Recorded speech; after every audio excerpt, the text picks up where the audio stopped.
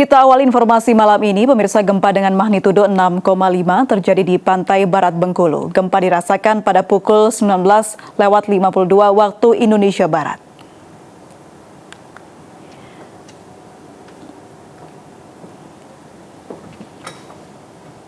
Pusat gempa berada di titik koordinat 5,63 lintang selatan dan 101,6 bujur timur atau sekitar 80 km barat daya Pulau Enggano di kedalaman 10 km. Gempa dirasakan di Enggano, Kota Bengkulu dan Kepahyang. Namun hingga kini belum ada informasi mengenai kerusakan akibat gempa.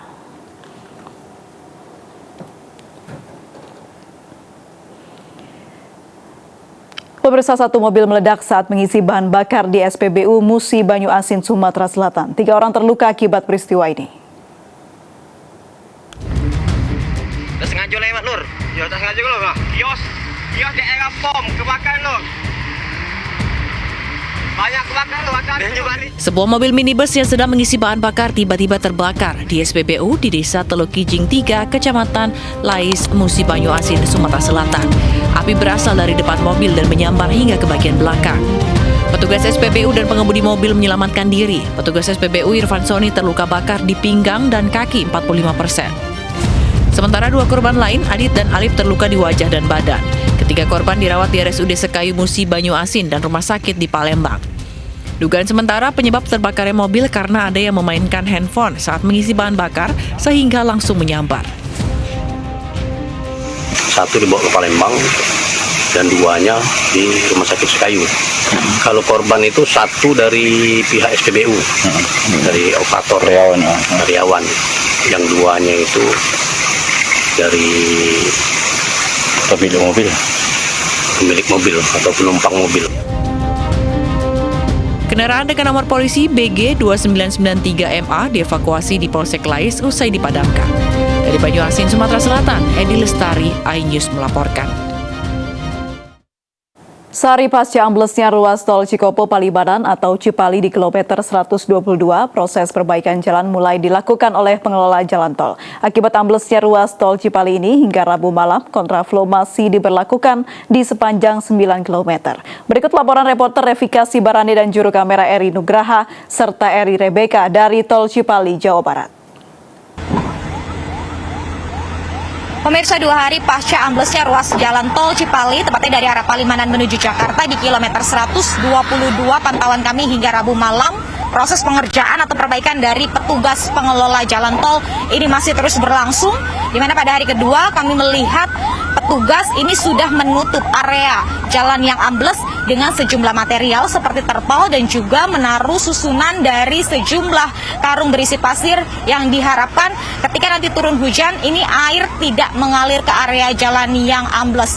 Kemudian dapat kami informasikan pula selain proses pengerjaan atau perbaikan dari jalan yang ambles dengan kedalaman 2 meter sepanjang 40 meter, ini pihak dari petugas pengelola jalan tol juga memfokuskan untuk akhirnya mempersiapkan jalur darurat yang dipersiapkan di median jalan dengan harapan ini menjadi jalur tambahan agar tidak terjadi antrian panjang kendaraan, karena seperti yang kita tahu pasca di ruas tol Cipali ini mengalami ambles, ini akhirnya antrian kendaraan tidak dapat terhindarkan. Sementara proses pengerjaan dilakukan selama 10 hari, ini kontraflow masih terus diberlakukan hingga Rabu malam, di mana diberlakukan dari kilometer 117 hingga kilometer 126 arah Cirebon, dan memang situasi pada Rabu malam ini kondisinya cukup lancar meskipun ada perlambatan laju kendaraan, dan nantinya pihak pengelola jalan tol juga memfokuskan agar kontraflow ini dapat dipersingkat dari 9 km menjadi 1 km saja.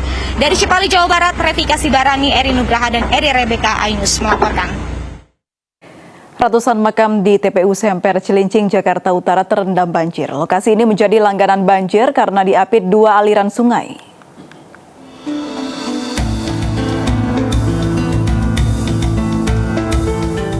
Banjir yang merendam TPU Semper Jakarta Utara hari ini mulai surut. Meski demikian, masih ada beberapa petak makam yang masih tergenang air. Tak hanya makam, beberapa titik jalan menuju area TPU juga masih tergenang. Setiap hujan deras mengguyur wilayah ibu kota, TPU Semper selalu menjadi langganan banjir karena lokasinya yang diapit 2 sungai. Mungkin yang pertama, 1 datarannya memang rendah, ya kan. Yang kedua, dari daerah aliran sungai atau air itu mengacu juga ke luapan volume tingginya air. Para peziarah dan warga sekitar berharap pemerintah bisa turun tangan agar banjir tak terus terulang saat musim hujan. Salah satunya dengan membuat turap atau dinding penahan pada daerah aliran sungai. Dari Jakarta, Nadia Raisa Herdiansyah, Anugrah, iNews melaporkan.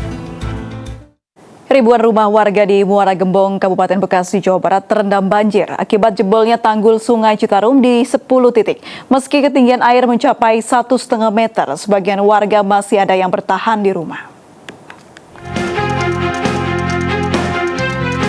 Lebih dari 1.700 rumah warga di 32 RT di Desa Pantai Bahagia Muara Gembong, Kabupaten Bekasi, Jawa Barat terendam banjir dengan ketinggian antara 1 hingga 1,5 meter. Sebagian warga masih bertahan di rumah masing-masing dengan alasan menjaga harta benda mereka. Sebagian yang lain memilih mengungsi di tenda-tenda darurat di pinggir jalan. Banjir yang merendam ribuan rumah di Muara Gembong ini akibat jebolnya tanggul Sungai Citarum di 10 titik. Warga menyebut proyek tanggul Sungai Citarum merupakan proyek gagal dan asal-asalan. Ini diakibatkan tanggul jebol karena proyek yang gagal, Pak, tadinya. Jadi memang sebelumnya itu kan sedang dibetulin tanggul karena pada awalnya itu retak tanggul, pemasangan turap itu miring, terus datang banjir ya. Kita dari warga setempat ini inisiatif untuk membendung tanggul ini dengan menggunakan karung. Ternyata ya kita sudah berusaha semaksimal mungkin, ya alam tidak bisa kita iniin. Warga berharap pemerintah Kabupaten Bekasi segera memperbaiki tanggul Sungai Citarum dengan baik agar warga bisa kembali beraktivitas seperti biasa. Dari Kabupaten Bekasi, Jawa Barat, Didit Junaidi, iNews melaporkan. Banjir yang merendam Jalan Pantura Pemanukan, Subang, Jawa Barat mulai surut. Sementara di Indramayu, warga di Desa Tulungagung mulai membersihkan lumpur sisa banjir di rumah mereka. Banjir yang merendam jalur Pantura di Subang, Jawa Barat mulai surut. Meski begitu, kendaraan tetap harus jalan perlahan saat melintasi genangan air karena banyaknya lubang dan jalan rusak. Selama banjir, jalan di kawasan ini hanya dibuka satu lajur setiap jalurnya, baik dari arah Jakarta ataupun Cirebon. Akibat banjir, jalan ini pun macet hingga 5 km. Sejumlah pengemudi bahkan terjebak selama 3 jam mengantri untuk bisa melewati jalur ini. Sementara itu, warga di Desa Tulungagung, Kecamatan Kertasemaya, Indramayu, Jawa Barat mulai membersihkan rumah mereka dari lumpur akibat banjir.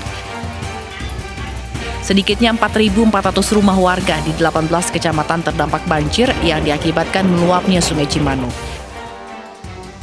Akibat banjir, peralatan rumah warga pun rusak terendam air dan lumpur. Warga pun memanfaatkan air genangan untuk membersihkan peralatan mereka karena belum mendapat bantuan air bersih. Semuanya selamatkan. Kasur-kasur pada jatuh semua. Tadinya pertama kan diselamatin dulu ke atas-atasin. Terus kena saking banyaknya air terus pada jatuhan. Waktu itu ketinggian banjir mencapai berapa sih, Bu? Sekitar 2 meter lah, itu jemuran juga hampir Terendam. terendam. Meski sudah surut, namun warga masih dihantui banjir susulan karena curah hujan di Indramayu masih cukup tinggi. Warga juga berharap tanggul Sungai Cimanuk dinormalisasi agar tidak banjir lagi.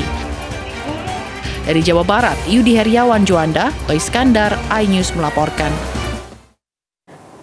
Tim SAR gabungan masih mencari 1 dari 3 korban meninggal akibat longsor di Kebumen, Jawa Tengah. Selengkapnya sesaat lagi.